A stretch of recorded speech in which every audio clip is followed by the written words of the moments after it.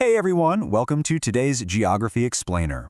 Grab your seats and get your notebooks ready because today we're looking at some of the absolute most awe-inspiring natural forces on the planet, the world's major rivers. And look, we aren't just going to stare at squiggly blue lines on a map, okay? We're going to dive into the staggering real-world scale of these geographic giants. We'll look at how they generate incredible power and how they have, quite literally, acted as the bedrock for human civilization. So, let's get into it. Here's the game plan for today's class. First, meet the river giants. Second, powering the future. Third, Europe's historic waterways. Fourth, cities built on rivers. And we'll wrap things up with Section 5, the ongoing flow. Okay, before I throw a bunch of raw data at you, I want to plant a little seed in your minds. Why do we build where we build? As we go through today's explainer, I want you to keep that essential question in the back of your head.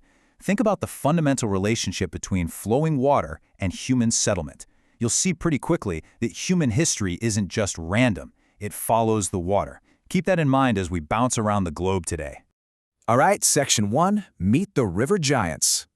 So, get ready because we are looking at the absolute heavyweights here. Bodies of water so massive they basically define entire continents. We're starting with the Nile River, stretching an unbelievable 6,650 kilometers. To put that into perspective for a second, that is like driving from New York to Los Angeles and then almost all the way back again. Right behind it, we have the Amazon River at 6,400 kilometers. And rounding out our top three is the Yangtze River at 6,300 kilometers. These aren't just your local babbling brooks, right? These are massive waterways that span huge chunks of the globe. Let's make sure we lock these definitive stats into your class notes. We've got our comparison table for the top three longest rivers right here. The Nile dominates Africa at 6,650 kilometers. The Amazon commands South America at 6,400 kilometers. And actually, a quick side note on the Amazon, while it's technically second in length, it's totally number one when it comes to the sheer volume of water it discharges. It's not even close. And finally, the Yangtze carves through Asia at a massive 6,300 kilometers. Take a look at these sprawling paths. Imagine tracking the Amazon, starting way up in the glacier-fed lakes of Peru, cutting all the way through Colombia and Brazil, and finally pouring out into the Atlantic Ocean. Now contrast that over in Asia with the Yangtze. It originates way up from the Jiangri Hill in the Tibetan Plateau and winds its way entirely across China before emptying into the East China Sea. Seeing them mapped out like this really highlights how they function as the main beating arteries of their continents. Moving right along to Section 2, powering the future. Now we're going to shift our focus from natural scale to human utility. Remember this number, 6,300 kilometers. We just noted that this is the total length of the Yangtze River. But there is a really cool piece of geographic trivia tied to this number. The Yangtze's massive stretch makes it the longest river on Earth to flow entirely within the borders of a single country, in this case, China. That means an immense amount of natural geographic power is localized entirely within one nation's borders. And what exactly do you do with all that localized raw power? Well, you get engineering marvels like the Three Gorges Dam. Located right on the Yangtze, it is the largest hydroelectric power station in the entire world. This is the ultimate example of human civilization looking at a natural giant and saying, hey, let's engineer a way for this to literally power the future of a massive modern economy. It's an incredible feat. Okay, Section 3, Europe's historic waterways. Let's take a quick breath, jump across the map over to Europe, and see how rivers act as historical highways. Take the Rhine.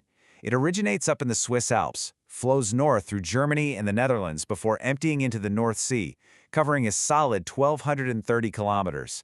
Historically, it was absolutely critical. It was the main waterway of the Holy Roman Empire, and you can tell because its banks are just lined with majestic castles and fortifications. It wasn't just water, you guys. It was the superhighway of empires. But if you thought the Rhine was impressive, check out the Danube.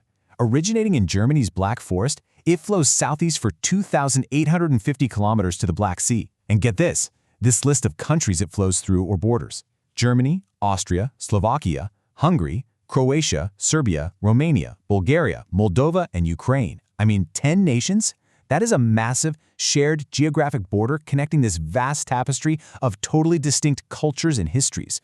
Next up, Section 4, Cities Built on Rivers.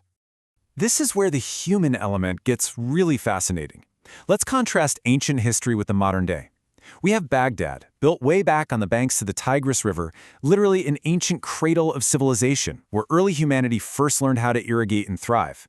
Now contrast that with Tokyo on the Sumida River, a hyper-modern, flashing neon economic hub of the 21st century.